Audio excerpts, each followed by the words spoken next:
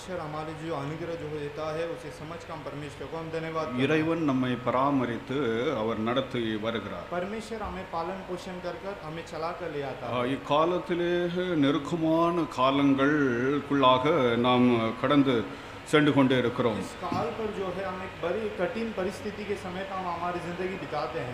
இந்த தினத்திலே என்ன நடவேறும் என்றும் நாம் அறியாமல் இருக்கிறோம். आज के दिनों क्या होगा करके हम उसे नहीं जानते। நாளை குறித்து நமக்கு எந்த காரியமும் நமக்கு தென்படாமல் இருக்கிறது. कल के बारे में क्या होगा करके उसके बारे में हमें नहीं पता है। ஆனால் நாம் இந்த நேரத்திலே இறைவனுக்கு மகிமை செலுத்தும்படிக்கும் இறைவனுக்கு ஆராதனை செய்யும்படிக்கு ஆண்டவர் இந்த பாக்கியத்தை நமக்கு தந்திருக்கிறது மிகுந்த இறைவனுடைய கிருபையாகும். इस समय में हम यहाँ पर परमेश्वर की अगर आराधना करते हैं तो ये परमेश्वर की बड़ी अनुग्रह के द्वारा हम आराधना करते हैं। கிறிஸ்துவ வாழ்க்கையானது கிருபையிலே ஆரம்பித்து இயேசுடைய வருகையிலே நமக்கு அருளப்படுகிற கிருபை மற்றும் இந்த வாழ்க்கையானது நாம் நடத்தி செல்லும்படிக்கு ஆண்டவர் நமக்கு கிருபை தந்து கொண்டே இருக்கிறார். मसीह की जो अनुग्रह से शुरुआत से लेकर मसीह के अंत तक इस अनुग्रह को जो परमेश्वर अंत तक हमें देकर आते हैं। அவருடைய வருகையிலே நமக்கு ஒரு கிருபையை அவர் தர இருக்கிறார். उनके आगमन के समय पर हमारे लिए अनुग्रह को கிருபையினாலே நீங்கள் மீட்கப்பட்டிருக்கிறீர்கள் என்று பேதுரு சொல்கிறார். अनुग्रह के द्वारा तुम छुड़ाए गए कर पत्रस कहता है,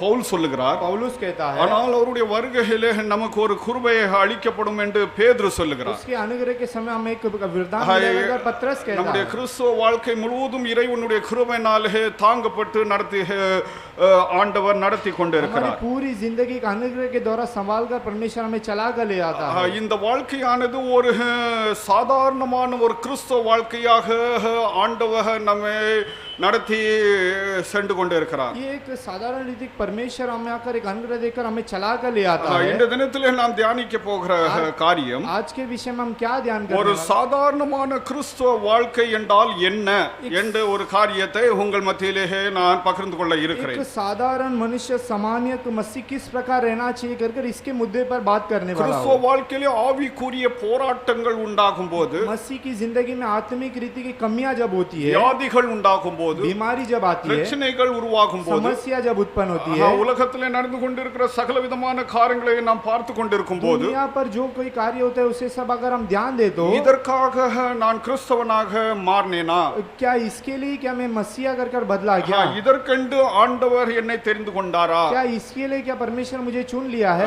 எந்த நாளிலே என்னை கிறிஸ்தவனாக ஆண்டவர் மாற்றினாரோ, जिस दिन से परमेश्वर मुझे मसीहा बना लिया, அவர் அப்படியே என்னை பரலோகத்திலே எடுத்துக்கொண்டால் எவ்வளவு அருமையான ஒரு வாழ்க்கை நாங்க அங்கே வாழ்ந்திருப்பேன் என்று நாம் எண்ணுகிறதற்கு வாய்ப்பு இருக்கிறது. वैसे अगर मुझे स्वर्ग पर उठा लिया जाएगा तो बहुत अच्छा रहेगा करके ऐसे हम समझ कर जिंदगी बिताते हैं। நாம் எண்ணுகிறதை போல் அல்ல, இறைவன் எண்ணி நம்மை அழைத்ததும், हम जैसा सोच रहे वैसा नहीं, जैसा परमेश्वर हमें बुलाया है, நம்மை ரட்சித்ததும், हमें उद्धार किया, இந்த ரட்சிப்பை அவர் பூர்ணமாக்கும்படிக்கு நம்முடைய வாழ்விலே அவர் செயலாட்டி கொண்டு இருக்கிறதை, इस जो जीवन है इसे परिपूर्ण पूरा करने के लिए परमेश्वर इस कार्य करता है। அப்போஸ்தலனாகிய பவுல் மிக அருமையாக அவர் ஒரு வாக்கியத்திலே அவர் எழுதியுள்ளார். प्रेरित पौलुस अच्छी रीति में अपने जो वचन पर इस प्रकार लिखा हुआ है। உங்களுடைய கரத்திலே இருக்கிற வேதாகமத்தை திறந்து आपके हाथों में लिखा हुआ पवित्र शास्त्र को लिए புதிய ஏற்பாட்டிலே नया नियम पर பிலிப்பியருக்கு எழுதின ஒரு நிருபம் இருக்கிறது. फिलिपियो करके लिखा एक पत्री है। அந்த நிருபத்திலே அவர் ஒரு வாக்கியத்தை அவர் எழுதியுள்ளார். उस पत्री पर एक वचन को लिखा हुआ है। பிலிப்பியர் 3ஆம் அதிகாரம் 10வது வாக்கியத்தையும் 11வது வாக்கியத்தையும் யாராவது எழுந்து நின்று சத்தமாக வாசிக்கலாம். फिलिपियो लिखा हुआ पत्री 3 अध्याय उसकी 10वां वचन और 11वां वचन को उठकर उच्च सबसे पढ़िए। இந்த நிருபமானது பவுலடியார்னால் எழுதப்பட்ட நிருபமாகும். इस पत्री जो लिखा है पौलुस केवल लिखा हुआ है। துன்ப நேரத்திலே மகிழ்ச்சியாக இருப்பது எப்படி என்ற காரியத்தை அவர் இங்கே எழுதியுள்ளார். दुख के समय में हम किस प्रकार आनंद रहना चाहिए कर उसके बारे में लिखा है। அவர் சிறையிலே இருக்கும்போது எழுதப்பட்ட ஒரு நிருபமாகும். जब वो रहते समय उस प्रकार वहां पर लिखा हुआ एक कार्य है। அப்பொழுது என்ன எழுதுகிறார் என்றால், अभी वो क्या लिखता है? பாருங்கள், பிலிப்பியர் 3ஆம் அதிகாரம் 10வது வாக்கியமும் 11வது வாக்கியம். फिलिपियो की पुस्तक 3 अध्याय 10वां और 11वां वचन। இப்படி நான் அவரையும் அவருடைய உயிர்த்தெழுதலின் வல்லமையையும், இப்படி நான் அவரையும் அவருடைய உயிர்த்தெழுதலின் வல்லமையும் அவருடைய பாடுகளின் ஐக்கியத்தையும் அறிகிறதற்கும், அவருடைய பாடுகளின் ஐக்கியத்தை அறிகிறதற்கும், அவருடைய மரணத்திற்கொப்பான மரணத்திற்குள்ளாகி, அவருடைய மரணத்துக்கு ஒப்பான மரணத்துக்கு உள்ளாகி எப்படியாயினும் நான் மரித்தோரிலிருந்து உயிரோடு எழுந்திருப்பதற்கு தகுதியாகும் படிக்கும் எப்படியாவது நான் மரித்தோரிலே இருந்து உயிர்த்தெழும்பும்படிக்கு தகுதியாகும் படிக்கும் அவருக்காக எல்லாவற்றையும் நஷ்டம் என்று விட்டேன். அவருக்கு சகலத்தையும் எல்லாவற்றையும் நஷ்டம் என்று விட்டேன் என்று இங்கே அப்போஸ்தலனாகிய பவுல் கூறுகிறார். போதும். உபயமாக எண்ணுகிறேன்.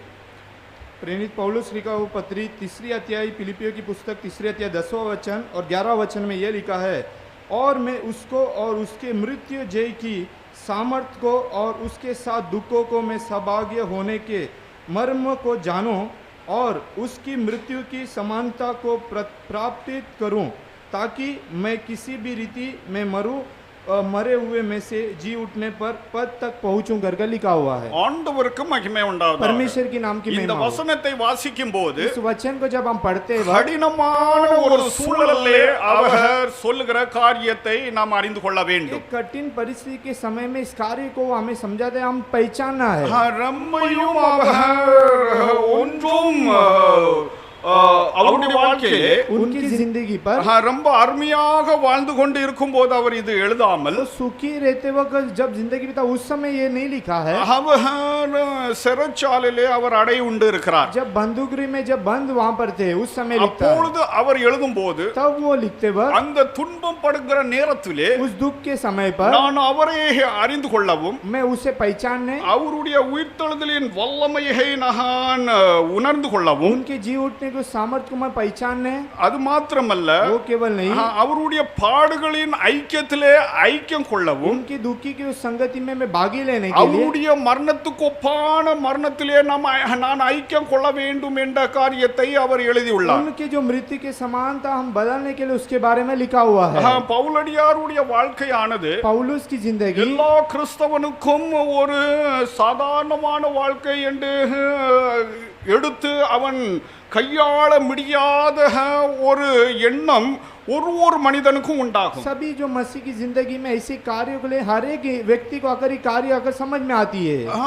எல்லாரும் ரொம்ப சாதாரணமான கிறிஸ்துவ வாழ்க்கை நாம் வாழ முடியும் என்ற ஒரு மனநிலையோடு தான் எல்லாரும் இருக்கிறார்கள். हम सब एक साधारण रीति की समानता हम जिंदगी बिता ऐसे एक मन भाव के समानता रहते हैं. கடினமான நேரத்திலே சாதாரணமாக வாழ்கிறது தான் கிறிஸ்துவ வாழ்க்கை என்று இவர் காண்பிக்கிறார். कठिन के समय में ही हमारी जिंदगी एक साधारण व्यक्ति के समान के बारे में ही वो यहाँ पर உன் लिखा था. ஆத்மாக வாழ வேண்டும் என்று சொல்ல நீர் எல்லாவற்றிலும் சுகமாக இருக்க வேண்டும் என்ற வசனத்தை எடுத்துக்கொண்டு हमारी जो आत्मिक जिंदगी में तुम अच्छे से कुशल से रहने के लिए इस वचन को ही நமக்கு लेकर துன்பம் துக்கம் கஷ்டம் எந்த நெருக்கடியும் உண்டாகாது என்று யோவான் கூறுகிறார் என்ற தவறான உபதேசங்கள் உலகத்திலே பரவி கொண்டிருக்கிறது. तकलीफ संकट परेशानी क्लेश आकर ऐसे कहता है करके योना के जो वचन को लेकर ऐसे कई सारे देश में से बात चर्चा चालू है. எந்த விதத்திலும் என்ற சொல்லானது कौन से भी समय पर इस இந்த बोली जो है பிலிப்பியர் 3 அதிகாரம் 11வது வாக்கியத்திலே காரணத்தை அவர் கூறுகிறார். பாருங்கள், फिलिपियों की पुस्तक 3 अध्याय 11 वचन में उसके कारण நான் को எதற்காக बताया. ஆசைப்படுகிறேன் அவரை அறிய வேண்டும் என்றும் मैं किसके लिए कुशल करता हूं उनकी आशा पर அவருடைய உயிர்த்தெழுதலின் வல்லமையை நான் பெற்றுக்கொள்ள வேண்டும் என்று நான் எதற்கு ஆசிக்கிறேன். उनके जी उठने के सामर्थ्य को मैं पाने के लिए मैं क्यों आशा करता हूं. அவருடைய துன்பத்திலே நான் பங்கு கொள்ள வேண்டும் என்று எதற்காக ஆசிக்கிறேன். उसके दुखों में मैं भागी लेना करता हूं क्यों चाहते हैं.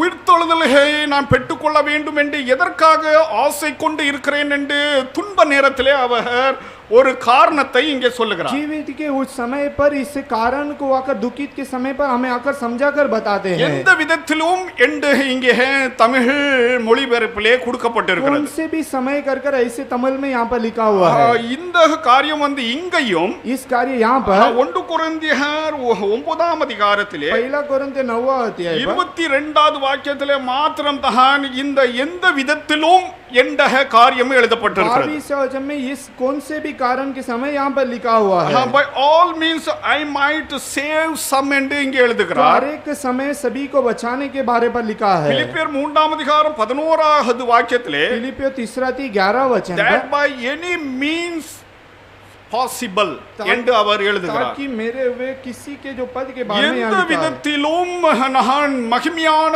உயிர்த்தெழுதலை நான் பெற்றுக்கொள்ள ताकि வேண்டும். मैं किसी भी समय जी उठने की उस सामर्थ्य को पाना है, அதற்கு முன் அந்த மகிமையான உயிர்த்தெழுதல் பெற்றுக்கொள்றதற்கு முன்பதாக उस महिमा के उसकी रूपा के बारे में उसके पहले ही எந்த விதத்திலும் நான் எப்படியும் மற்றவர்களை ரட்சிப்புக்குள்ளாக கொண்டு வரும்படிக்கு चाहे कौन से भी समय लोगों को उद्धार के मार्ग पर ले आने के लिए, அவருடைய மரணம் உயிர்த்தெழுதலுக்கு முன்பதாக उनकी मृत्यु और जी उठने के पहले பாருங்கள் அவரை அறிய வேண்டும். देखो उनको पहचाना है, அவருடைய உயிர்த்தெழுதலின் வல்லமையை நான் பெற்றுக்கொள்ள उनके வேண்டும். जी उठने के सामर्थ्य को हम पाना அவருடைய है, மரணத்தில் ஐக்கியம் கொள்ள வேண்டும். उनकी मृत्यु में हम भागी लेना அது है, மாத்திரமல்ல அவருடைய மரணத்திலே மாத்திரமல்ல அவருடைய பாடுகளிலும் ஐக்கியம் கொள்ள வேண்டும் என்று அவர் वो சொல்லுகிறார். केवल नहीं उनकी दुखी में भी हम भागी लेना चाहिए कर कर वो कहता है. இது எதற்கு சொல்கிறார் ये என்றால் क्यों कहता है? அதுடைய விடயம் இங்கே எழுதப்பட்டிருக்கும் 1 கொரிந்தியர் 9ஆம் அதிகாரம் 22வது வாக்கியத்திலே पहला कोरिन्थियों 9:22 वचन पर, நான் பலவீனனுக்கு பலவீனனாகவும் मैं जो निर्बल था उनके लिए निर्बल था,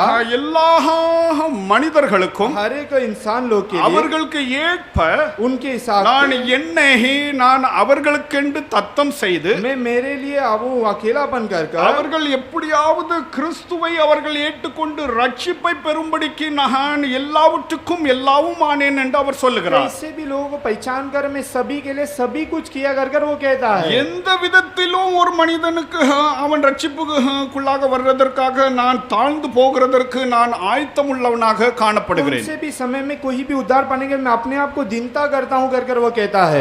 பவுலடியாரை போல் நாம் எல்லாரும் ஒரு சாதாரண கிறிஸ்தவனாக पौलुस के समान हम एक साधारण एक मसीहा के समान கடினமான நேரங்களிலே தான் कठिन के जो समय पर ही நம்முடைய குணாதிசயங்கள் நம்முடைய கேரக்டரிஸ்டிக்ஸ் என்று சொல்லப்படுகிறது. हमारे जो गुण आकर तभी उस समय प्रकट होती है. என்னதென்று வெளிப்படும். वो क्या है कर कर बाल எல்லாமே நல்ல மாதிரி இருக்கும்போது सभी एकदम अच्छे से रहते हैं. இவன் எப்படிப்பட்டவன் என்று யாரும் அறிந்து கொள்ள முடியாது. ये किससे है कर कर कोई पहचान नहीं ஒரு सकते. நெருக்கடியான காலத்திலே जब एक कठिन அவன் समय पर எப்படி இறைவனோடு அவன் ஐக்கியம் கொண்டு இருக்கிறான், பிற மனிதனோடு ஐக்கியம் கொண்டு இருக்கிறான் என்று அவனுடைய கேரக்டர் ஆனது कैसे ही लोगों के साथ और परमेश्वर के साथ कैसे संगति அவன் बनाता है कर कर. துன்பப்பட நேரத்திலே அவன் எப்படி நடந்து கொள்கிறதை வைத்துத்தான் அவன் என்று நாம் கணிக்க முடியும். जब दुखित के समय में वो किस प्रकार है कर कर तभी हम उसे पहचान सकते हैं. யோபு நல்ல அடையாளமாக இருக்கிறார், நாம் எல்லாரும் அறிவோம். अय्यूब एक अच्छे समान है कर कर हम सब पहचानते हैं. சாத்தான் என்ன குற்றம் சாட்டினான் என்றால் शैतान क्या दोषित लगा?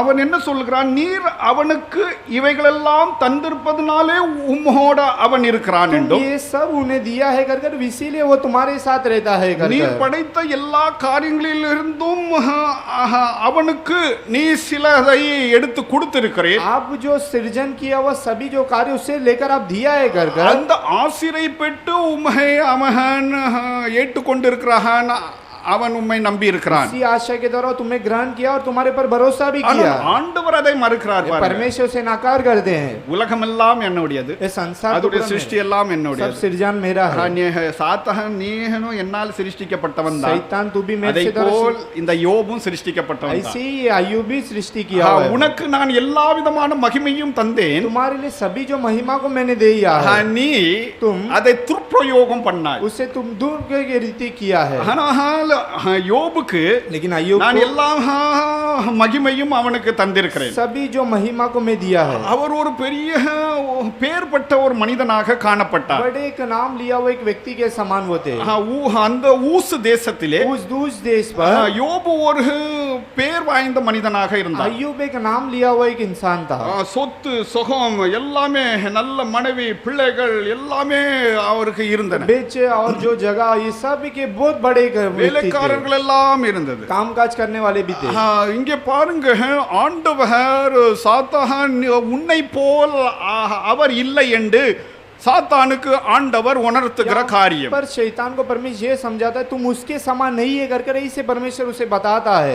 நாம் எப்படி ஆண்டவர் நமக்கு எல்லா விதமான ஆசீர்வாதத்தை ஒரு மனிதனுக்கு கொடுத்தார் என்றால் அவன் ஆண்டவருக்கு ரொம்ப பிரியமானவன் என்று நாம் அதை பார்த்து அவனை கணிக்கிறோம், அது தவறாகும். मान लीजिए सभी आशीष एक व्यक्ति को परमेश्वर अगर दिया है हम उसे समझ कर हम समझते हैं कि परमेश्वर ने बहुत आशीष किया ஒரு है, तो गलत மனிதனுக்கு है. அவன் கிறிஸ்தவனாக இருக்கலாம், அவனுக்கு ஒன்றும் இல்லாமல் இருந்தும் एक इंसान या मसीह हो चाहे को उसे कुछ भी அவன் नहीं हो तो இறைவன் भी, மேல் பக்தி கொண்டு இருக்கிறதே மிகுந்த சிறந்த ஒரு ஐஸ்வர்யவானாக ஆண்டவருடைய பார்வையிலே அவன் கருதப்படுகிறான். परमेश्वर के समान एक अच्छे एक याजक के समान वो एक उचित पद में रहता है, हम समझना है। இரண்டு பேரும் இறைவனை அவர்கள் நம்பலாம். दोनों लोग भी वो परमेश्वर के ऊपर भरोसा करते हैं। ஐஸ்வர்யவானும் இறைவனை அவன் விசுவாசித்து நம்பி இருக்கலாம். तो पैसे वाले भी वो है कर याजक के साथ वो पहचान सकता है। இல்லாதவனும் இறைவன் மேல் விசுவாசம் கொண்டு நம்பி இருக்கலாம். जिसके पास जो नहीं है वो भी परमेश्वर के ऊपर भरोसा करता है। இவர்களுடைய ஏற்றத்தாழ்வை வைத்து நாம் எந்த காரியத்தையும் கணிக்க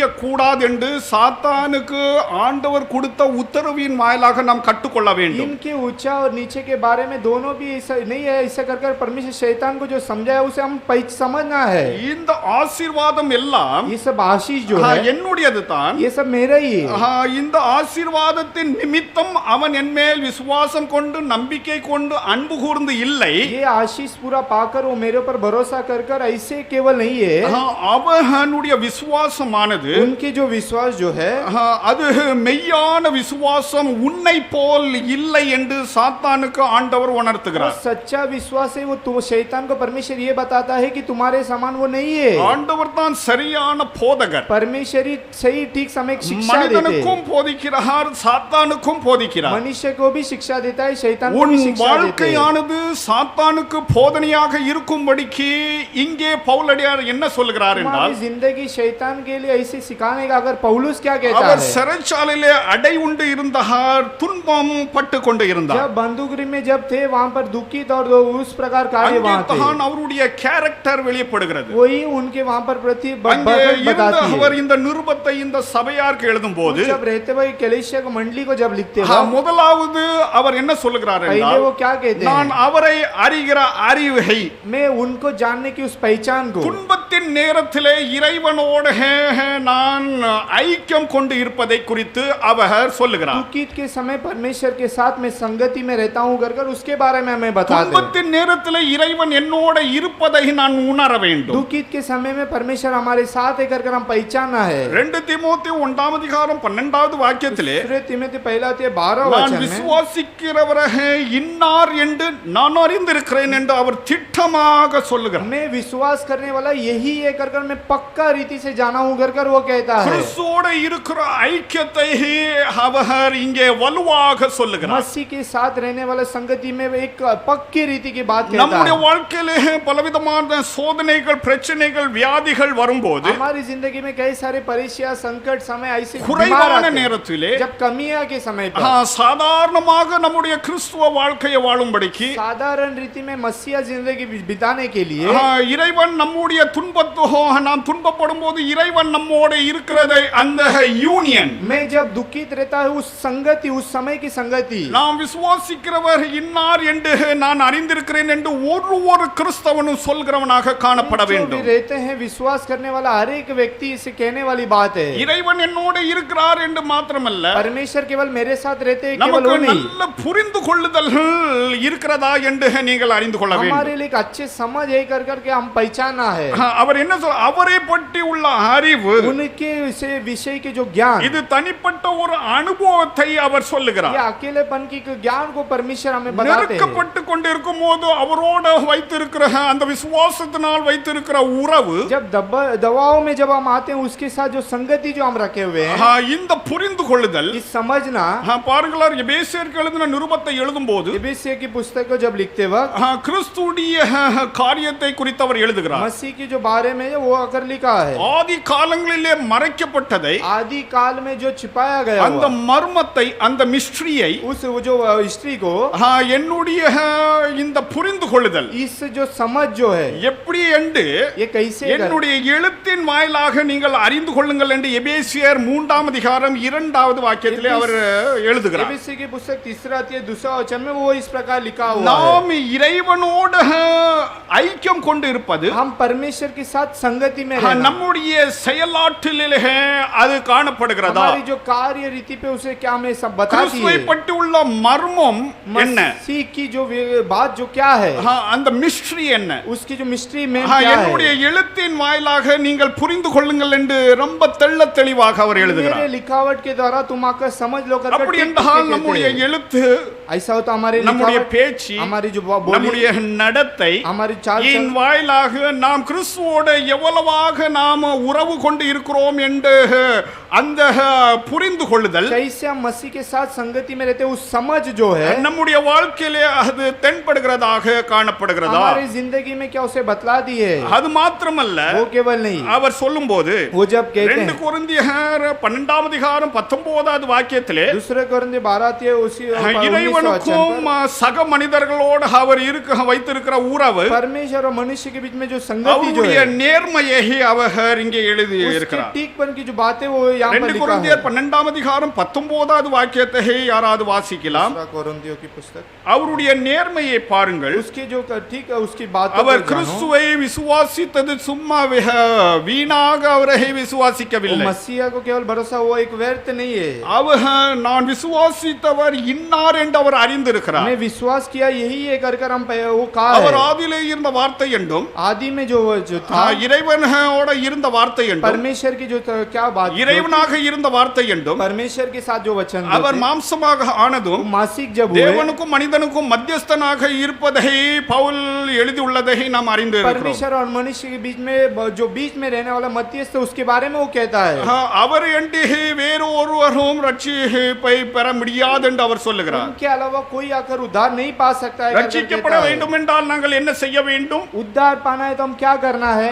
அவரை என்று பூலோகத்திலோ வானத்திலே வேற எந்த நாமமும் கட்டளையிடப்படவில்லை. पृथ्वी में उनके नाम और स्वर्ग के नाम के अलावा कोई नाम नहीं दिया गया है। இந்த தனிப்பட்ட அனுபவத்தை इस अकेलापन की जो अनुभव துன்ப வேளையிலே ये दुखित समय पर அவர் பாருங்கள் கிறிஸ்துவோடு தான் வைத்திருக்கிற உறவை குறித்து जब मसीह के साथ जो संगति में जो रखे அந்த மர்மத்தின் ரகசியத்தை उसकी रहस्य बातों को அதை புரிந்து கொண்டவராக वो एक समझ रीति से நேர்மையாக அவர் இருப்பதை நாம் மனதிலே கொள்ள வேண்டும். समय वो रहता है कर हम जानकर पहचाना है। 2 கொரிந்தியர் 12ஆம் அதிகாரம் 19வது வாக்கியம். दूसरे कोरिन्थियों 12:19 को पढ़िएगा। நாங்கள் யோக்கியர்கள் என்று விளங்கும்படி உங்களிடத்தில் பேசுகிறோம் என்று எண்ணுகிறீர்களோ? நாங்கள் யோக்கியர்கள் என்று விளங்கும்படிக்கு இதை பேசுகிறோம் என்று நீங்கள் எண்ணுகிறீர்களோ? தேவனுக்கு முன்பாக கிறிஸ்துவுக்குள் பேசுகிறோம். தேவனுக்கு முன்பதாக கிறிஸ்துக்குள்ளாக பேசுகிறோம் என்று அவர் சொல்லுகிறார். பிரியமானவர்களே, சகலத்தையும் உங்கள் பக்தி விருத்திக்காக செய்கிறோம். ஆகிலும் நான் வந்து சகலத்தையும் நாங்கள் பக்தி விருத்திக்கென்றே நாங்கள் செய்கிறோம். सभी भक्ति के और उस बढ़त के लिए हम इस कार्य को करते कर यहाँ पर लिखा हुआ है। எந்த காரியமும் சபையிலே நிகழ்கிறது என்றால், कोई भी कार्य अगर कलीसिया में उस कार्य होती ஒரு है, காரியம் நிகழ்த்தப்படுகிறது என்றால், कार्य वहाँ पर अगर ஒரு காரியம் ஆரம்பிக்கப்படுகிறது என்றால், कार्य शुरुआत किया जाए, நீங்கள் பக்தி விருத்தி அடைய வேண்டும் என்ற நோக்கத்தோடு நாங்கள் செய்கிறோம். भक्ति की बढ़त होने के लिए इस कार्य को हम எங்களை करते हैं। யோக்கியர்கள் என்று நாங்கள் காண்பிக்கிறதற்காக அல்ல, योग्य कर बताने के लिए ऐसे நீங்கள் नहीं। வளர வேண்டும். आप लोग बढ़त होना நீங்கள் है। கிறிஸ்துடைய சாயலிலே வளர आप लोग வேண்டும். मसीह की बढ़त में நீங்கள் बढ़ना வளர है। வேண்டும். आप बढ़त होना है। நீங்கள் நன்றாக சிந்திக்க आप வேண்டும். लोग अच्छे सोचना है। நீங்கள் நன்றாக கிரியை செய்ய வேண்டும். अच्छे से क्रिया நீங்கள் करना, நன்றாக குடும்ப வாழ்க்கை வாழ अच्छे வேண்டும். से परिवार की உங்களுடைய जिंदगी பக்தி बिताना है। விருத்திக்காக நாங்கள் எடுக்கிற பிரயாசம் எங்களை யோக்கியர்கள் என்று நாங்கள் காண்பிக்கிறதற்காக भक्ति की அல்ல. बढ़त करने के लिए हमारे लिए योग्य करने का ऐसे नहीं है। இந்த தனிப்பட்ட நான் அவரை அறிகிற அறிவை इस अकेलेपन में हम उन्हें जैसे पहचान दे उस ज्ञान को, நாம் எல்லாரும் அனுதினமும் கிறிஸ்துவை பற்றியுள்ள அறிவிலே நாம் இன்னமும் வளர வேண்டும் என்று அவர் முதலாவது கூறுகிறார். सदा प्रतिदिन उनके ज्ञान में बढ़ना है कर ये पहले बात हमें समझाते நான் हैं। இயேசு கிறிஸ்துவை விசுவாசிக்கிறேன். मैं परमेश्वर यीशु मसीह के ऊपर இயேசு विश्वास करता கிறிஸ்து நான் என்ன என்று நீ புரிந்திருக்கிறாயா? हूं। यीशु मसीह कौन है कर क्या तुम समझे हो अच्छे से?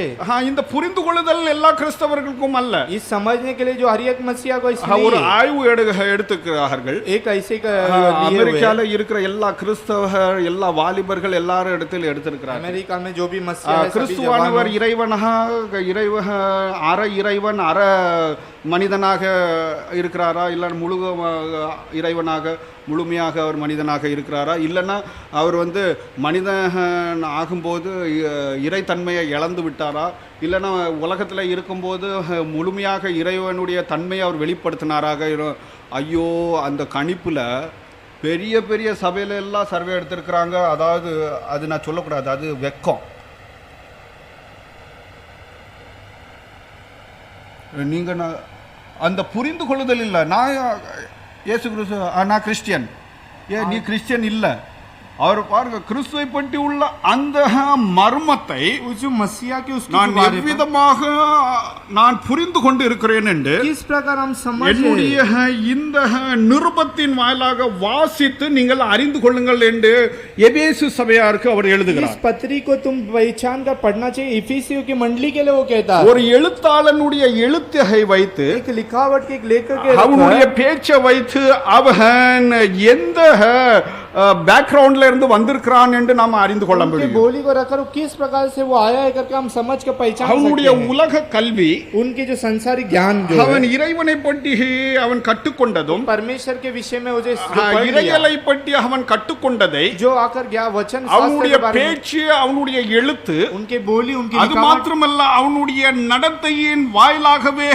நாம் அதை அறிந்து கொள்ள முடியும். उनके जो चाल चलन में हम आकर उसे पहचान सकते हैं இறைவன் இருக்கிறார் परमेश्वर है இறைவன் இருக்கிறார் என்ற காரியத்தை நிரூபிக்கும்படிக்கு அவர் உலகத்தை படைக்கவில்லை. परमेश्वर है कर इस कार्य को पूरे करने के लिए संसार को नहीं बनाया है மனிதனை படைத்து ये इंसान को बना இறைவன் இருக்கிறார் என்று நீ நிரூபி என்று அவனை படைக்கவில்லை. परमेश्वर है कर तुम ये करने के लिए इंसान को नहीं बनाया है இறைவன் உலகத்தை படைத்தார் என்றால் अगर परमेश्वर इस संसार को बनाया तो இறைவன் இருக்கிறார் என்று ஒரு சபூத்துக்காக அதை படைக்கவில்லை. परमेश्वर है करके सबूत के அதனால் समान நாம் नहीं இறைவன் இருக்கிறார் என்று நாம் நிரூபிக்க வேண்டிய தேவையில்லை. इसके लिए परमेश्वर है कर इसे बताने के लिए इससे कोई जरूरत नहीं இறைவன் है। இருக்கிறாரா இல்லையா என்று நீ நிரூபி என்று சொல்லுகிறவன் परमेश्वर है या नहीं है तुम इसे बताओ करके जो कोई कहता है அவன் எதற்காக அதை கேட்கிறான் என்று அறிவில்லாமல் கேட்டுக்கொண்டிருக்கிறான். किसके लिए वो पूछता है कर बिना ज्ञान का वो हमें पूछता है பாருங்கள் இறைவன் இருந்தால் देखो परमेश्वर अगर हाँ, परमेश्वर தீமை हो तो இருக்குமா? यहाँ पर क्या बुराई हो गया என்று அவன் நம்மை மடக்கிறதற்காக அவன் கேட்பான். वो हमें ऐसे दावत करने के लिए ऐसे कुछ सवाल को पूछता நீ है। விஞ்ஞானத்தை நம்புகிறதுனாலே तुम विज्ञानिकों को जानते हो इसीलिए। விஞ்ஞானம் சொல்லுகிறதெல்லாம் நீ நம்பிக்கொண்டு तो இருக்கிறாயா? विज्ञान जो कहता है क्या तुम उससे விஞ்ஞானம் என்று சொல்லப்படுகிறது ஒன்று இருக்கிறதா என்று அவன் அதை நிரூபிக்க முடியாது. विज्ञान ஆனா जो है விஞ்ஞானம் இருக்கிறது. लेकिन विज्ञान को जो बातें जो है விசுவாசமும் விஞ்ஞானமும் यह विश्वास और विज्ञान की जो அது बात, இணைந்து தான் செயலாற்ற वो வேண்டும். मिलके ही ऐसे कार्य இந்த करना है। காரியத்திலே சபையார்கள் इस कार्य में कलेशिया அது போதிக்கப்பட वो வேண்டும். आकर இந்த बताया அறிவுள்ள அந்த அண்டர்ஸ்டாண்டிங் என்று சொல்லப்படுகிறது. ये ज्ञान जो समझने மூல அறிவு எல்லாருக்கும் இருக்கிறது. जो आकर அதை सभी को तो ज्ञान புரிந்து மற்றவர்களுக்கு பகிர்ந்து கொள்ளும் அந்த ஆற்றல் இல்லாதவர்களாக கிறிஸ்தவர்கள் காணப்படுகிறதுனாலே தான் மேல் நாட்டிலே கிறிஸ்தவமானது வீழ்ச்சி அடைந்து போய்விட்டது. के समान उठाकर उसे हम पहचान कर ज्ञान दूसरे को बताने के लिए ऐसा मसीहा जिंदगी में नहीं है इसीलिए ஏன் अगर ऐसे होती है। கிறிஸ்தவமானது தோல்வி அடைந்த நாம் காணுகிறோம். क्यों मसीहा अगर ऐसे हर रीति में आकर हार मान लेती है கிறிஸ்துவ சத்தியமானது தோல்வி அடையவில்லை. मसीह की जो सत्य बात है वो இந்த आकर वो சத்தியத்தை அறியாதவர்கள் புரிந்து கொள்ளாதவர்கள் सत्य के बातों को जो कोई नहीं पहचाने அவர்கள் தான் தோல்வி அவர்களுடைய வாழ்விலே காணப்படுகிறது. वही लोग ही वहां पर हार मान जाते हैं। இந்த காரியத்தை நாம் சரியாக அறிந்து கொள்ள வேண்டும். इस कार्य को हम अच्छे से पहचानना அவர் है। எப்பொழுதும் சொல்லும்போது நான் கிறிஸ்துவை அறிந்து கொள்ளும்படிக்கு वो सदा कहते हैं मैं मसीहा को पहचानने के கிறிஸ்துவை அறிந்து கொள்ளும்படிக்கு मसीह की जो पहचानने के लिए சபைக்கு நிருபங்களை எழுதும் போது गलेशिया की जो पत्री लिखते हैं கிறிஸ்துவோடு உள்ள ஐக்கியத்தை குறித்து मसीह की संगति அந்த के தொடர்பை குறித்து மறுபடியும் வலுவாக எழுதுவார். उसकी शुरुआत के बारे में फिर से वो लिखते हैं। நான் விசுவாசித்தவர் இன்னார் என்று मैं அறிந்திருக்கிறேன். विश्वास यही है कर அந்த கிறிஸ்துவை பற்றி உள்ள மர்மத்தை சரியாக நான் புரிந்து அதை புரிந்து வைத்திருக்கிறேன். उस मसीहा के बारे में ठीक से मैं पहचान कर समझ कर எங்களை யோக்கியர்கள் என்று நாங்கள் காண்பிக்கிறதற்காக அல்ல. योग्य कर बताने நாங்கள் नहीं। எது செய்தாலும் சபைக்காக செய்தாலும் हम जो भी करें कलेशिया के लिए करें। நாங்கள் நேர்மையாக இருக்கிறோம் என்று அதான் கிறிஸ்துவோடு இருக்கிறவர்களுடைய நிலைப்பாடாகும். हम लोग ठीक में है कर मसीह के साथ यही हमें बताती है। அவருடைய உயிர்த்தெழுதலின் வல்லமை उनकी जी उठने की सामर्थ சக்தி வாய்ந்த அனுபவத்தை குறித்து அவர் சொல்லுகிறார். शक्तिशाली की उस अनुभव के बारे में कहता है। பவுலுடைய அனுபவம் மிகவும் ஆச்சரியமான ஒரு அனுபவமாகும். पौलुस की जो अनुभव एक अलग एक आचम्य की रीति के अनुभव है। பவுல் குறித்து पौलुस के बारे में வாசிக்க அது ரொம்ப அற்புதமாக அவருடைய செயல்பாடுகள் காணப்படுகிறது. पढ़ते उनके अद्भुत रीति के से जो कार्य के बारे में हमें बताता है। அப்போஸ்தல படிகளிலே प्रेरित के உயிர்த்தெழுதலுடைய வல்லமையை குறித்துள்ள காரியம் जी उठने उठने की उस सामर्थ्य के बारे पर பவுலுடைய வாழ்க்கையில எப்படி தென்பட்டது எப்படி நிகழ்ந்தது என்று அங்கே எழுதி இருக்கிறார். पौलुस की जिंदगी में उस कार्य किस प्रकार प्रकट हुई करके उसके बारे में लिखा है. அப்போஸ்தலர் படிகள் 9ஆம் அதிகாரம் 22ஆம் அதிகாரம் 26ஆம் அதிகாரத்திலே तो 9 उसकी 22 से 26 वचन பவுல் அடியாருடைய அனுபவம் அங்கே எழுதப்பட்டிருக்கிறது. पौलुस की जिंदगी का उसके अनुभव के रीति के बारे में लिखा हुआ है. இயேசுநாதர் यीशु இந்த मसीह உலகத்திலே அவர் மாம்சமாக அவர் சுற்றித் திரிந்து மாம்சமாகி அவர் சுற்றித் திரிந்த நாட்களிலே संसार पर जब मासिक होकर पूरे विश्व भर पे जब वो घूम रहे थे, எருசலேமோடு அவர் ரொம்ப தொடர்புள்ளவராகத்தான் காணப்பட்டார். यरूशलेम के साथ ही बहुत सा आने जाने में वो लगे हुए थे.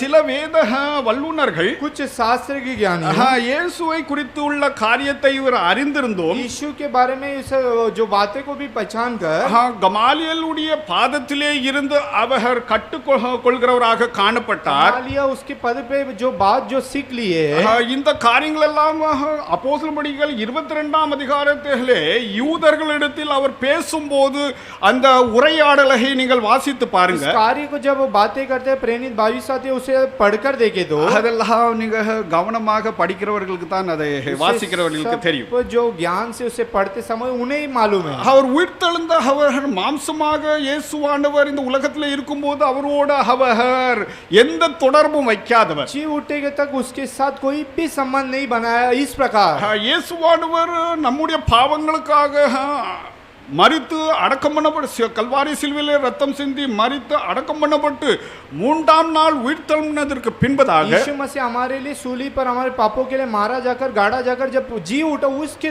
அதை बारे पर பின்பற்றி அதை விசுவாசித்து திரளான ஒரு கூட்டத்தார் அவரை வணங்க ஆரம்பித்திருக்கிறார்கள். उसके बाद आकर एक झुंड मिलकर उन्हें आकर दंडवत करने के लिए कुछ लोग वहां पर आए. இது யூத போதனைக்கு விரோதமானது என்று यहूदी की आज्ञा उसके पार बातें कर இவர் மதவெறி பிடித்தவராக ऐसी साजिश जो बदलने वाली जो बात है இந்த ஒரு புதிதான உருவான இந்த மதத்தை அழிக்கும்படிக்கு ऐसे के नए मत को इससे हटाने के लिए அவர் மத போதகர்களுடைய அதிகாரமுடையவராக इसकी जो अधिकार रीति के समान அவர்களை கொலை செய்யும்படிக்கு அந்த தேசத்திலே இருந்து எருசலேம் பட்டணத்திலிருந்து இஸ்ரவேலிலே இருந்தே கிறிஸ்தவர்கள் ஒரு கிறிஸ்து என்ற ஒரு மனிதனை उन्हें ज्ञात करने के लिए यरूशलेम से ऐसे ज्ञात करने यहूदी के समान அவர்களை ஒழித்து போட வேண்டும் என்று இந்த மனிதன் துடித்து எழும்பினான். उन्हें पूरा मारना का चे कर कि इंसान वहां पर उठा है. அக்காலத்திலே இருந்த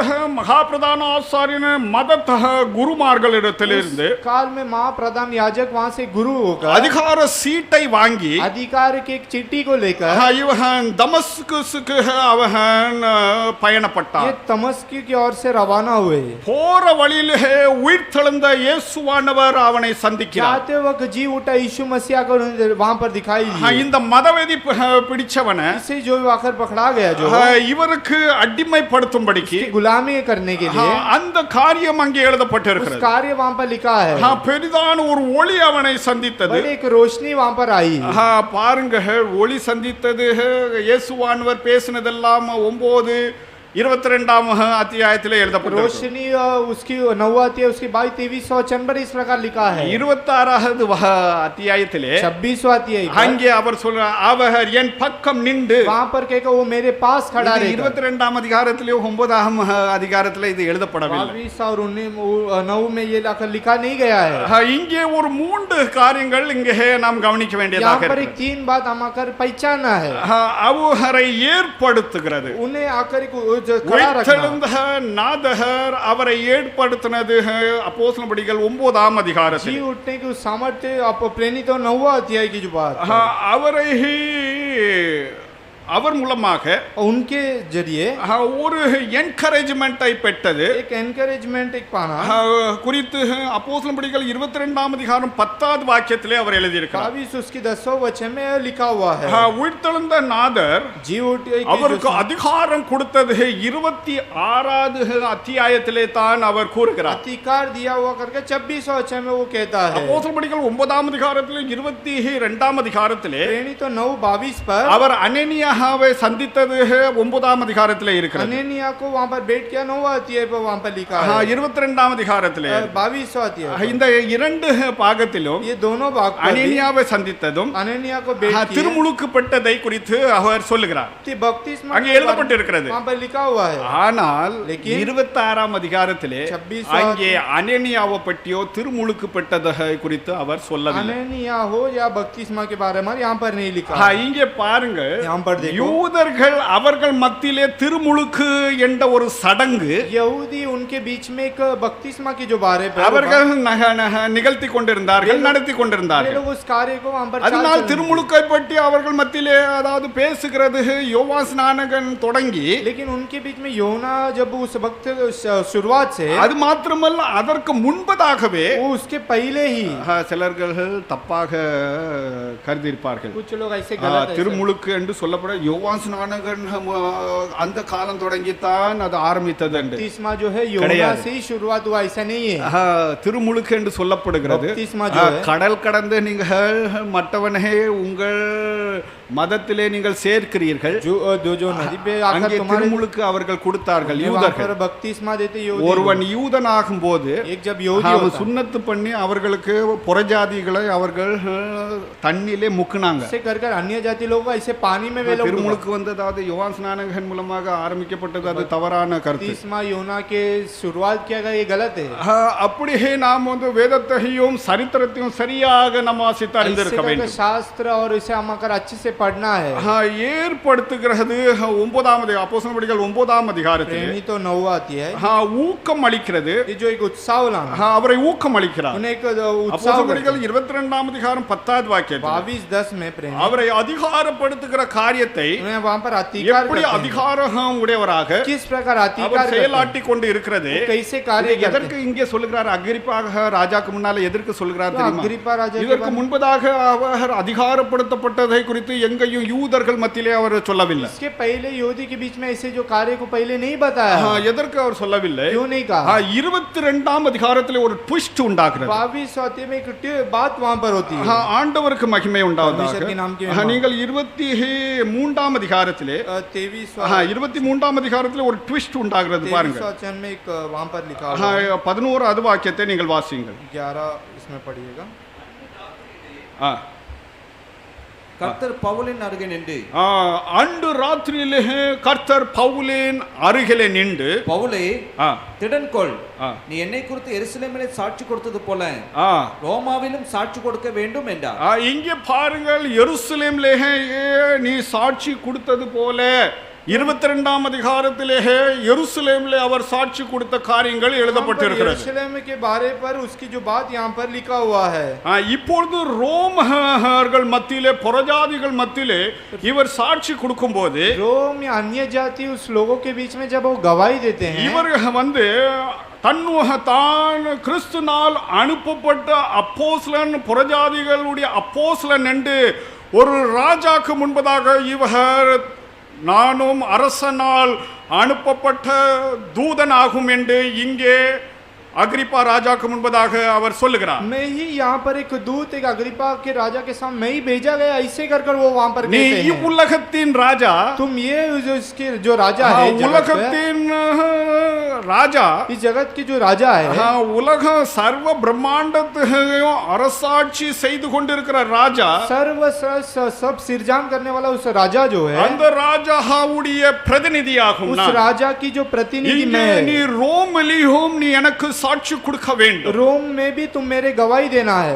இங்கே கிறிஸ்துடைய பிரதிநிதியாக ரோமா அரசனுக்கு முன்பதாக ரோமா அரசாங்கத்துக்கு விரோதமாக रोम के उसके निमित्त उसकी जो शासन के बीच पर भी உலகத்தை படைத்து ஆண்டு கொண்டிருக்கிற ராஜாதி ராஜாவாகிய இருக்கிற கர்த்தராகிய இயேசு கிறிஸ்துடைய संसार को जो बनाया हुआ जो हमारे जो उद्धार करता है यीशु मसीह के बीच पर भी பிரதிநிதியாக இங்கே ராஜாவுடைய தர்பாரிலே அவர் நிற்கிறார். प्रति राजा की उस दरबार पर वो खड़ा रहता है. அவர் அந்த தர்பாரிலே நிற்கும் போது उस दरबार पर जब वो खड़े அந்த थे, உலகத்தை படைத்தவரும் उस संसार को सृजन किया वो परमेश्वर, உலகத்தின் மேல் அதிகாரமுடையவரும் इस पृथ्वी पर सारे अधिकार अधिकार இருக்கிற पाया, ராஜாதி ராஜாவாகிய இயேசு கிறிஸ்துவுடைய राजाओं का राजा यीशु मसीह பிரதிநிதியாக நான் நிற்கிறேன். प्रतिनिधि के समान में खड़ा रहता हूँ। அவருடைய அதிகாரம் என்ன என்று அவர் அங்கே சொல்லுகிறார். उनके अधिकार क्या है कर वो कहता है। அப்போஸ்தலர்கள் 26ஆம் அதிகாரம் 15 இருந்து 19 வாசியுங்கள். प्रेरित 26:16 से लेकर 19 वचन तक இந்த पढ़िएगा। காரியமானது 22வது அத்தியாயத்திலோ 9வது அத்தியாயத்திலோ நீங்கள் வாசிக்க முடியாது. उसके अध्याय 19:9 में भी ऐसे ही लिखा है। அதிகாரப்படுத்தப்பட்டதை पौलुस की जो अधिकार जो किया वो அவர் बात, புறஜாதிகளுக்கு நான் அப்போஸ்தலனாக இருக்கிறேன், புறஜாதிகளுக்கு நான் அப்போஸ்தலனாக இருக்கிறேன் என்று ஏன் அவர் சொல்லுகிறார்? अन्य जाति के लिए मैं पौलुस को कर क्यों वो कहता है? வாசிங்கள் 15 இருந்து 15 26 15 இருந்து. 26 அப்பொழுது நான் ம். ஆண்டவரே ம். நீ யார் என்றேன். ம். அதற்கு அவர் ம். நீ துன்பப்படுத்துகிற இயேசு நானே. ம். இப்பொழுது நீ எழுந்து காலூன்றி நில். ம். நீ கண்டவைகளை நான் உனக்கு தரிசனமாகி காண்பிக்க போகிறவளையும் கொடுத்து ம். உன்னை ஊழியக்காரனாகவும் சாட்சியாகவும் ஏற்படுத்துவதற்காகவும் உனக்கு தரிசனமானேன். பாருங்கள் போதும் பருவாசிங்க. சர்வ அதாவது உலகத்தை ஆண்டு கொண்டிருக்கிற ராஜாதி ராஜா सर्व शासन करने वाला राजा के राजा हो, அவருடைய தாசனாகவும் அவருடைய சாட்சியாக இங்கே நிறுத்துகிறார். उसके दास और उसके गवाही के समानता वो खड़ा करता है। வாசிங்கள். உன் சுய ஜனத்தாரிடத்தினின்றும் ஆ. அந்நிய ஜனத்தாரிடத்தினின்றும் உன்னை விடுதலையாக்கி பாருங்கள், சுய ஜனமாகிய யூதர்களிடத்திலிருந்தும் அந்நிய ஜனதா, அவருடைய தகப்பனார் அந்நியன். அவர்கள் என்னை பற்றி விசுவாசத்தினாலே ஆ. பாவ மன்னிப்பையும் ஆ. பரிசுத்தமாக்கப்பட்டவருக்குரிய சுதந்திரத்தையும் பெற்றுக்கொள்ளும்படியாக ம். அவர்கள் இருளை விட்டு ஒளியினிடத்திற்கும் ம். சாத்தானுடைய அதிகாரத்தை விட்டு தேவனிடத்திற்கு திரும்பும்படிக்கு ம். நீ அவர்களுடைய கண்களை திறக்கும் பொருட்டு ம். இப்பொழுது உன்னை அவர்களிடத்துக்கு அனுப்புகிறேன் என்றார். இங்கே பாருங்கள், புறஜாதிக்கு அனுப்பப்பட்ட அப்போஸ்தலன் பவுலாகும். अन्य जाति के बीच में भेजा गया वो प्रेरित है, இதற்காக நான் உன்னை அனுப்புகிறேன். इसीलिए मैं तुम्हें भेजता हूँ। இவருடைய நற்செய்தியானது इनकी शुभ संदेश जो है முழு புறஜாதி உலகத்தையும் இப்பொழுது நிரப்பி இருக்கிறது. पूरे जातियों के बीच में भेजकर इसे भर दिया गया है। பவுலடியாருடைய நற்செய்தியானது पौलुस की शुभ संदेश जो அது है எவ்வளவு தெளிவாக அவர் மூலமாக தன்னுடைய நற்செய்தியை அவர் பரப்பினார். कितने रीति के द्वारा अपने जो शुभ संदेश के वचन நீ कितने फैलाए। எருசலேம்ல என்னை குறித்து சாட்சி கொடுத்தது போல் உன் சுய ஜனத்தார்கள் மத்தியிலே என்னை குறித்து சாட்சி கொடுத்ததை போல் यरूशलेम के समानता जिस प्रकार वहां पर गवाही दी है उसी के समान எருசலேம்ல தான் அவர் சாட்சி எடுக்கிறது அங்கே 22வது அத்தியாயத்திலே अब எழுதப்பட்டிருக்கிறது. वो आकर यरूशलेम में ही गवाही देता है करके 22वां अध्याय में लिखा है। 23ஆம் அதிகாரத்திலே இயேசுவானவர் அவர் அருகிலே நின்று 23वां अध्याय यीशु मसीह उसके ठीक सामने खड़ा he होकर was again he was commissioned. वो उसके बाद फिर से वो நான் बताता உன்னை है யூதர்கள் மத்தியிலே உன்னை அனுப்பாமல் मैं तुम्हें यहूदी के बीच में நான் तुम्हें नहीं உன்னை भेजता हूं। தெரிந்து கொண்டு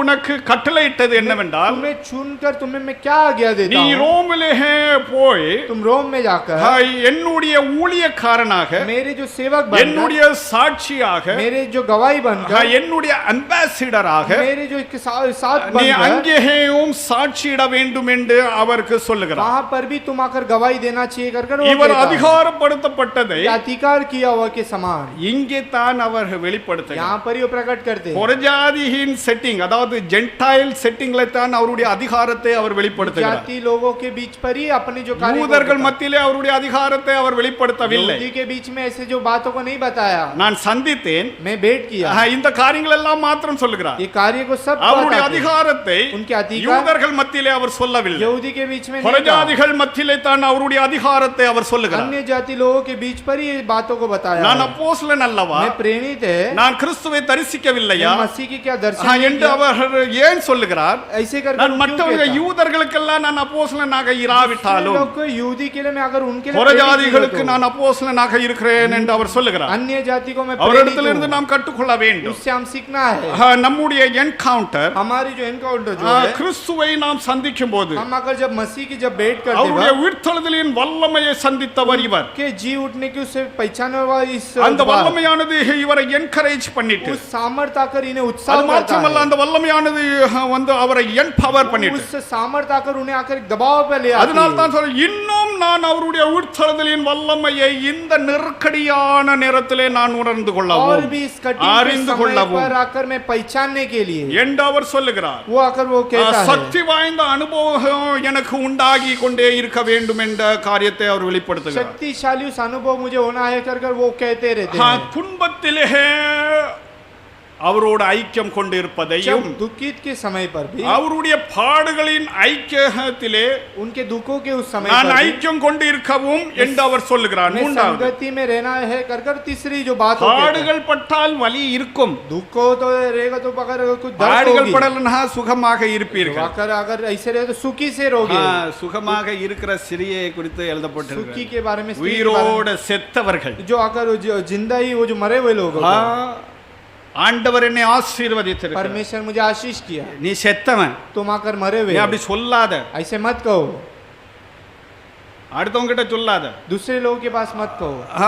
ஆண்டவர் நம்ம ஒரு பெரிய ஆசீர்வாதம் என்னவென்றால் परमेश्वर हमारे लिए क्या आशीष है, கிறிஸ்துவோடு அவருடைய பாடுகளின் ஐக்கியத்திலே தொடர்பு கொண்டு இருக்கிறது. मसीह के साथ उस संगति में हम भागी लेने के बारे पर இப்பொழுது ஆசீர்வாதம் பிரசங்கியார்கள். अरे आशीष की जो ஆசீர்வதிக்கும்படிக்கு संदेश, அழைக்கப்பட்ட ஆசீர்வதிங்க. आशीष की वे लोगों को बुलाया, आशीष करो. எல்லாரும் பணத்தை அதாவது மற்றவங்க கிட்ட இருந்து சுரண்டுறதற்காக, सब आकर दूसरे लोगों से पैसे छीनने के लिए, ஜெபம் பண்ணுகிறதற்காக பணம் தாங்க, प्रार्थना के लिए पैसा दो, ஆன்லைன் இது பண்றதற்காக பணம் போடுங்க. ऑनलाइन ये करने के लिए पैसा दो.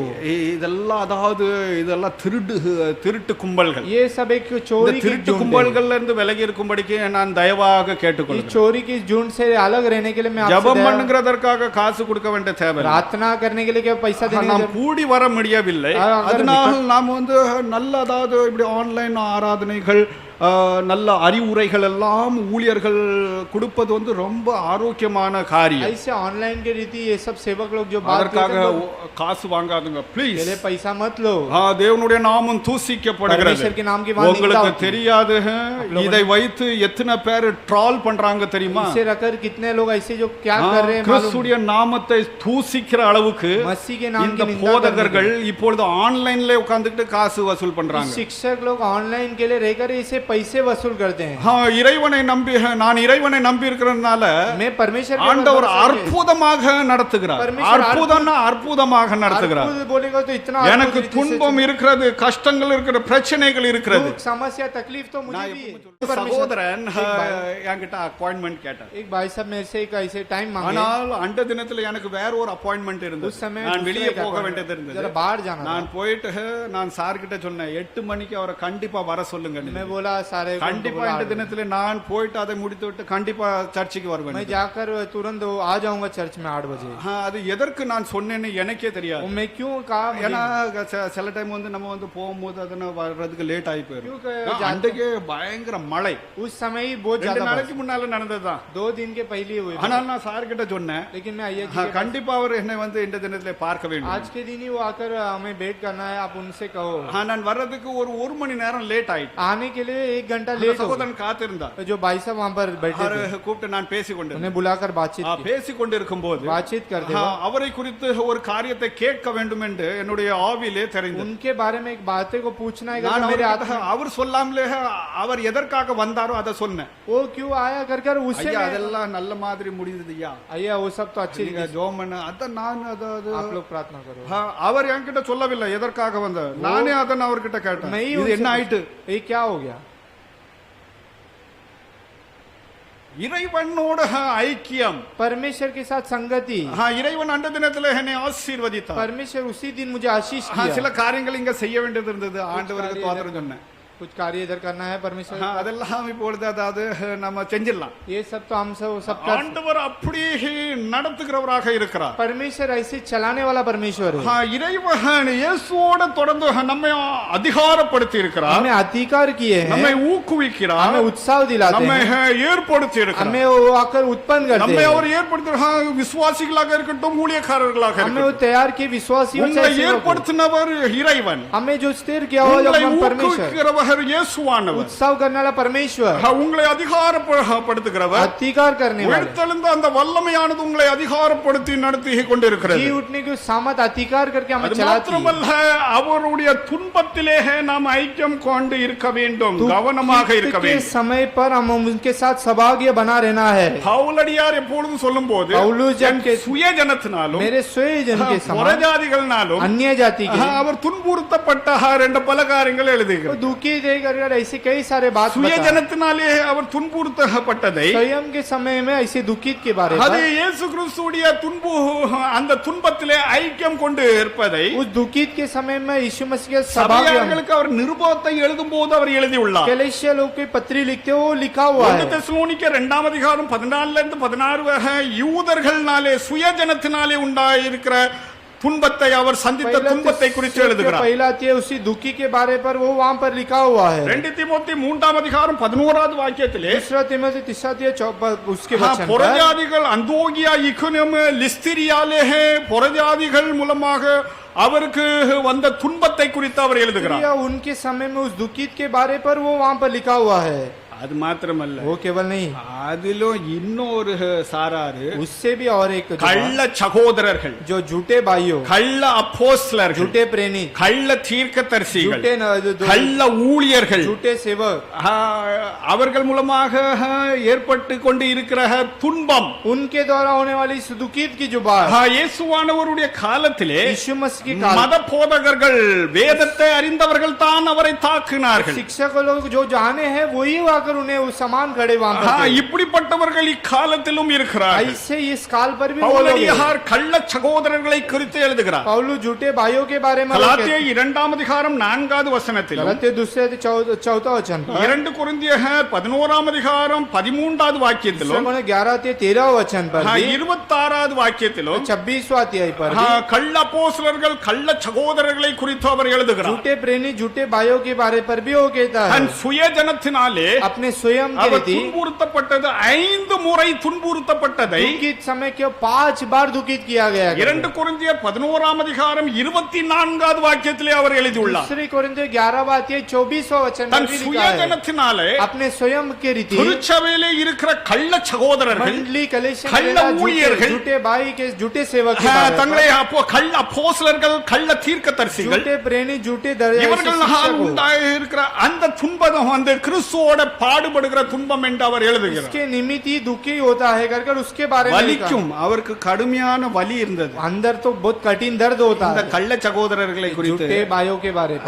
என்ன பாஸ்டர் வந்து அத என்ன அவுட் ஆஃப் கான்டெக்ஸ்ட் சொல்றாரான்னு சொல்லிட்டு, क्या ये पास्टर இல்ல இன் கான்டெக்ஸ்ட் தான் சொல்றேன். ये अभी के அதே context- பிலிப்பியர் 1ஆம் அதிகாரத்தில் அந்த கள்ள சகோதரர்களை பற்றி சொல்லுகிறார். से फिलिपियों पहला अध्याय उस झूठे भाइयों के बारे में சிலர்கள் लिखा வேற है। விதமாக அவர்கள் சுவிசேஷத்தை कुछ அறிவிக்கிறார்கள். लोग दूसरे के समान शुभ संदेश को प्रचार- எனக்கு நோவு உண்டாகிறதற்காக அப்படி செய்கிறார்கள். मुझे ऐसी- எனினும் और मुझे मुझ में भी எனினும் அவர் சொல்லி मुझ में भी எப்படியோ கிறிஸ்து அறிவிக்கப்பட்டு கொண்டிருக்கிறார், कैसे भी मसीह எப்படியோ கிறிஸ்து அறிவிக்கப்படுகிறார், कैसे அது भी நிமித்தம் நான் சந்தோஷப்படுகிறேன் என்று 1வது அதிகாரத்தில் எழுதுகிறார். उसके निमित्त में बहुत बड़े இதெல்லாம் आत्मा को पहले अध्याय पे लिखता है। எப்பொழுதும் அவுட் ஆஃப் கான்டெக்ஸ்ட்ல எதையும் நான் சொல்லுகிறதில்லை. ये सब उसके out of அந்த context के நிருபத்திலிருந்து சொல்ல முடியும், எல்லாமே நம்ம கம்பைண்டாக அதை கொண்டு வர बारे में வேண்டும். सब एक साथ मिलाकर ले आना है। பாருங்கள், கள்ள சகோதரர்களால், झूठे भाइयों के தன் சுய ஜனங்கள்னால, अपने सुय प्रजा के लोग, புறஜாதிகளால் அவர் கிறிஸ்துக்கென்று துன்பத்தை சகித்ததை இன்னமும் அவர் ஆவலாக அதை சகித்துக் கொள்ளும்படிக்கு அவர் எழுதுகிறார். अन्य जाति लोगों के द्वारा इस दुखित के बारे में वो ले कहता है। 4வது चौथी बात, மேன்மையான ஒரு உயிர்த்தெழுதலை, जो एक बड़े परिपूर्ण जो जी उठने के காரணத்தை அவர் சொல்லுகிறார். कारण बताते हैं। பிலிப்பியர் 3ஆம் அதிகாரம் फिलिपियों की पुस्तक 10வது வாக்கியத்தை வாசிங்கள் மறுபடியும். वचन को फिर से पढ़िएगा, फिलिपियों 3:10 को। இப்படி நான் அவரையும் அவருடைய உயிர்த்தெழுதலின் வல்லமையையும் அவருடைய பாடுகளின் ஐக்கியத்தையும் அறிகிறதுக்கும் அவருடைய மரணத்திற்கு ஒப்பான மரணத்திற்குள்ளாகி பாருங்கள், போதும், அவருடைய மரணத்துக்கு ஒப்பான மரணத்துக்கு உட்படும்படிக்கு, जो मृत्यु की समानता उसकी मृत्यु के उसके समानता बराबर।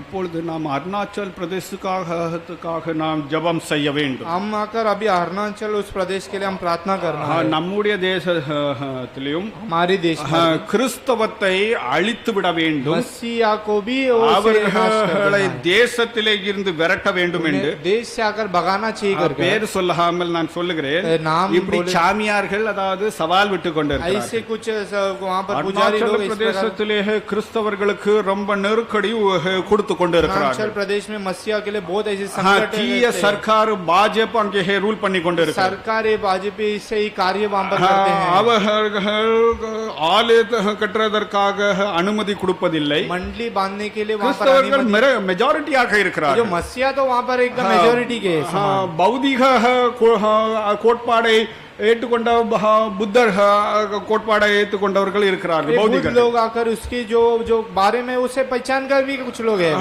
அவர்கள் செய்கிற காரியத்தை வாசிக்கும் போது ये लोग जो कार्य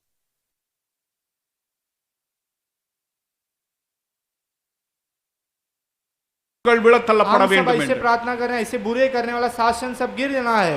ஆண்டவர் என்ன செய்கிறார் என்றால் परमेश्वर क्या कहते हैं? சிலர்களை அவருடைய மரணத்துக்கு ஒப்பான மரணத்துக்கு உட்படுத்துகிறார். कुछ लोग को उनके दुखी के सभा कहते हैं, इसे मिलाते हैं.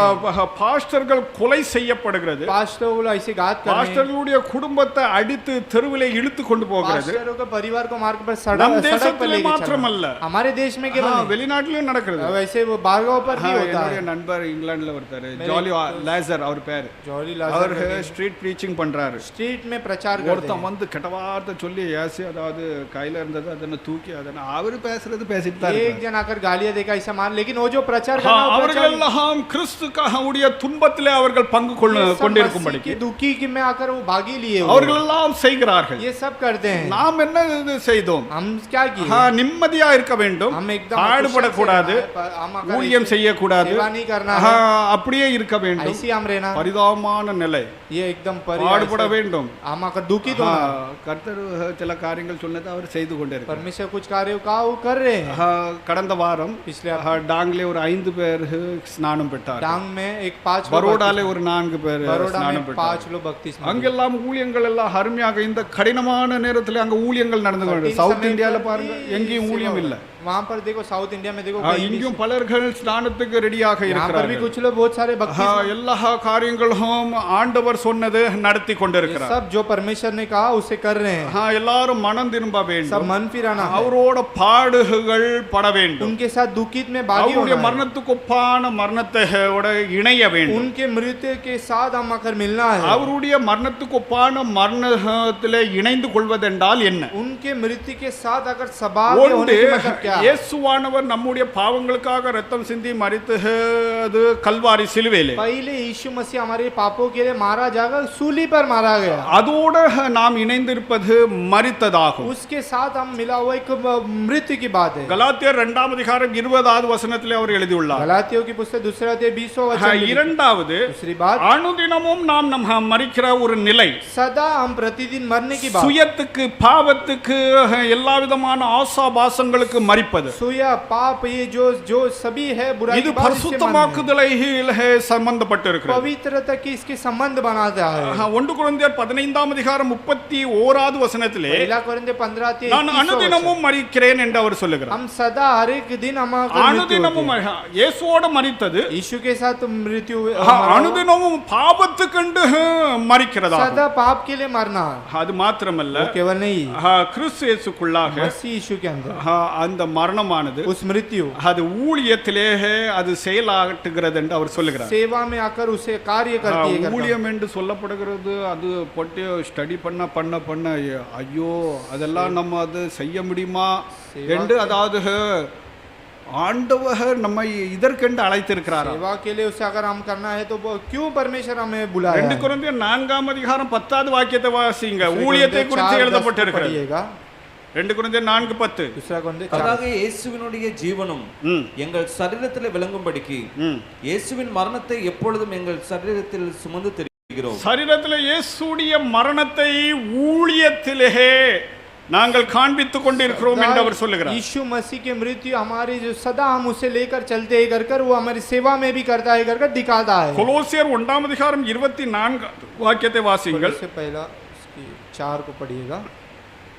கொலோசியர் 1ஆம் அதிகாரம் 24வது வசனம். कोलोसियों पहला अध्याय இப்பொழுது 24 நான் உங்கள் நிமித்தம் அனுபவிக்கிற பாடுகளின் சந்தோஷம் அடைந்து ம். கிறிஸ்துவனுடைய உபத்திரவங்களில் குறைவானதை அவருடைய சரீரமாகிய சபைக்காக ஆ. என் மாம்சத்திலே நிறைவேற்றுகிறேன்.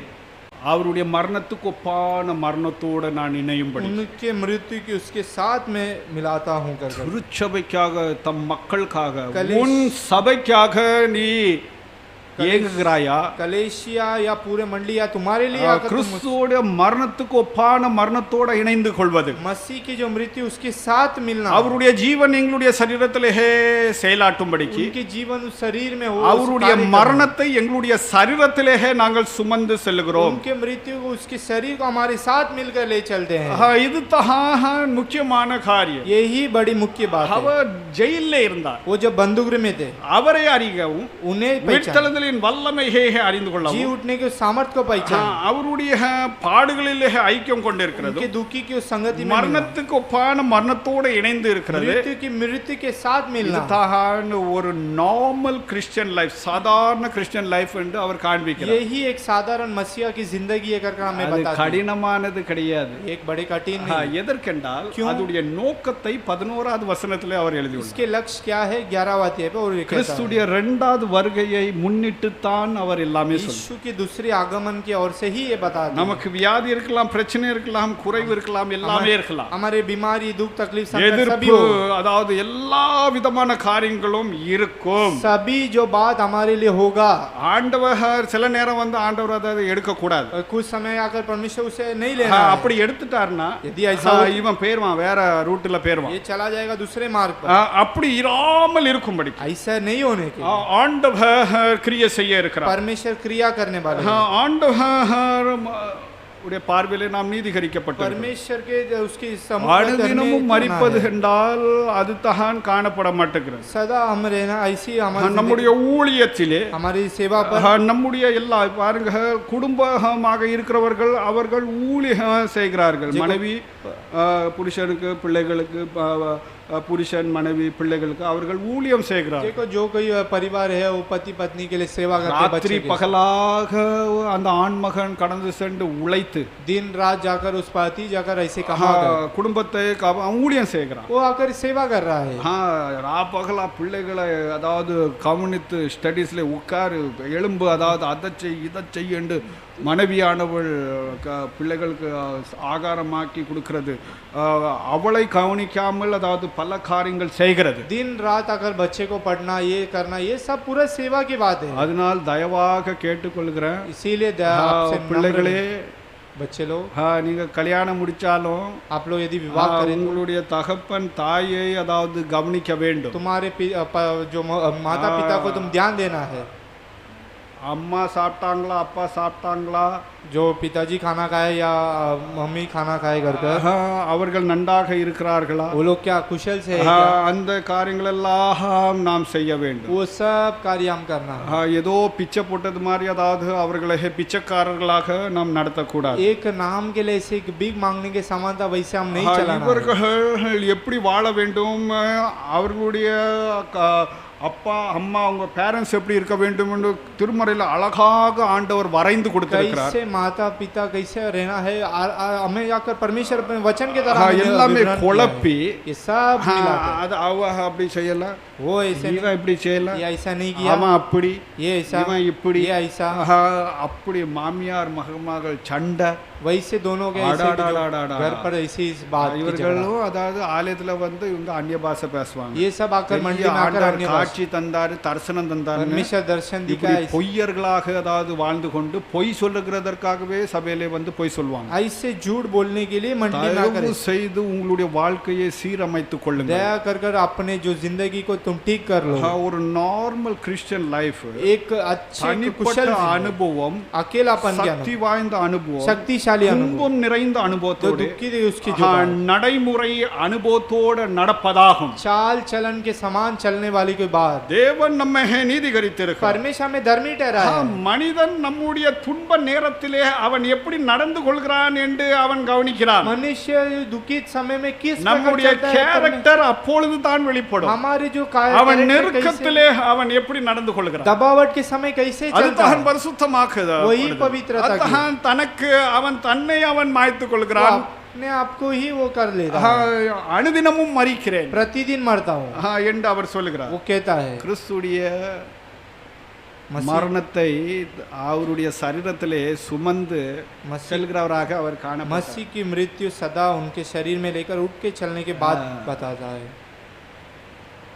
ரொம்ப அதாவது நான் குஜராத் சாமிலையாக்காக ரொம்ப அதாவது ஆண்டவருக்கு நன்றி சொல்லுவேன். गुजरात शामिल है के लिए परमेश्वर का मैं बहुत धन्यवाद कर रहा हूँ। பாருங்கள் அவர் டிராவல் பண்ணுகிறதும் கர்த்தருக்கு பணி செய்கிறதும் जो उधर जाना परमेश्वर के लिए सेवा कर, நெகேமியாவும் சேர்ந்து எப்படி அவர்கள் பணி செய்கிறார்கள். अपने नेहमिया जी कैसे मिलकर सेवा कर रहे हैं। கிறிஸ்துவ ஊழியத்தை குறித்து நன்றாக அறிந்தவர்கள் तो அவர். मसीह के जो के बारे में बहुत अच्छे அவர்கள் ज्ञान, போற்றப்படத்தக்க கூடியவர்கள். वे लोग एक नाम के सम्मान किया जाए, நிம்மதியாக இருந்துகிட்டு एकदम முணங்கிக்கிட்டு ऐसे அப்படியா நான் எல்லாம் ஆண்டவர்கிட்ட இது நாள் வரை முணங்கவே இல்லைங்க. मैं सब ऐसे परमेश्वर से கர்த்தருடைய சமூகத்திலே நான் சொல்றேன். परमेश्वर के இல்லைன்னா நான் அமைதியாக ஆண்டவரே शांतता से परमेश्वर फांसी लगता है तो लगने दो. நம்முடைய கழுத்தை எவனாவது வந்து அது நடந்துட்டு போட்டோன்னு தான் நான் இருக்கிறேன். चाहे कोई भी आए तो कार्य நார்மல் கிறிஸ்டியன் லைஃப் அது துன்பப்படுற நேரத்துல தான் உன்னுடைய கேரக்டர் அதனை வெளிப்படும். दुखित समय पर ही उसे तुम्हें துன்பப்படுற நேரத்துல தான் யோபுடைய கேரக்டர் வெளியே வந்தது. दुखित समय में अय्यूब की அது ஆண்டவருக்கு தெரியும். परमेश्वर को என்னுடையவன் मैं वो मेरा है। ஆண்டவர் உன்னை பார்த்து சாத்தான் கிட்ட சேலஞ்ச் விடுறது மாதிரி உன்னுடைய வாழ்க்கையில் இருக்குதா? परमेश्वर तुम्हें देकर शैतान के पास चैलेंज देना ऐसे नहीं करता। உன் வாழ்க்கையை ஆண்டவர் சுட்டி காண்பித்து तुम्हारी जिंदगी को परमेश्वर पूरे बता நீ இந்த இதெல்லாம் அதாவது அவங்கிட்ட நடக்காது. शैतान ये सब कार्य उससे ஆண்டவர் வந்து சாத்தானை சேலஞ்ச் பண்ற அளவுக்கு நம்முடைய வாழ்க்கை அதுதான் ஒரு நார்மல் கிறிஸ்டியன் லைஃப் ஆகும். परमेश्वर का शैतान को चैलेंज करना वही हमारी जो मसीह की एक चाल चलन है। அதற்காக நாம் வந்து நாங்கள் எங்களை யோக்கியர்கள் என்று நாங்கள் காண்பிக்கும்படிக்கு அல்ல. अपने आप நாங்கள் எது செய்தாலும் உங்களுடைய பக்தி விருத்திக்காக. हम चाहे जो भी करे तुम्हारे लिए भक्ति की बढ़त होने, இதுதான ஊழியம் என்று சொல்லப்படுகிறது. यही जो सेवा है। நான் கிறிஸ்துவ ஊழியமும் मैं मसीह की जो சபையார்களும் कलेशिया சபையை இதை வைத்துத்தான் என்னுடைய எல்லா ஃபோக்கஸும் அதனை இருக்கிறது. कलेशिया यही सब रखकर मेरी जो फोकस वही है। தனிப்பட்ட அனுபவம், अकेलापन சக்தி வாய்ந்த அனுபவம், शक्तिशाली வேதனையான அனுபவம், दर्द ना उसकी நடைமுறை அனுபவம், चाल चलन உடையவர்களாக யார் காணப்படுகிறார்களோ कौन इस पे அவர்கள் ஒரு சாதாரண கிறிஸ்துவ வாழ்க்கை வாழ்கிறார்கள் என்று நீங்கள் அறிந்து साधारण கொள்ளுங்கள். एक सामान्य मसीह की जिंदगी கர்த்தர் இந்த வார்த்தையை ஆசீர்வதிப்பாராக. परमेश्वर वचन அந்த கிருபையை உங்களுக்கு उस अनुग्रह को தந்தருள்வாராக. परमेश्वर आपको दे। ஆமென். आमीन।